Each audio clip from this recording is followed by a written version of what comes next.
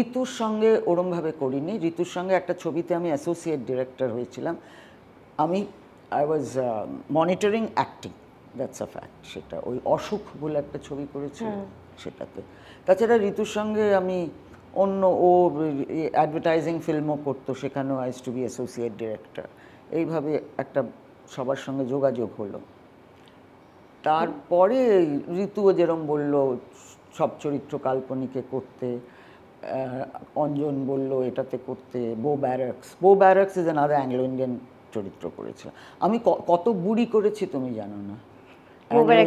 Anglo Indian বুড়ি, বাঙাল বুড়ি, দেহাতি বুড়ি, চাইনিজ বুড়ি, মানে সব রকমের বুড়ির পার্ট আমার করা হয়ে গেছে।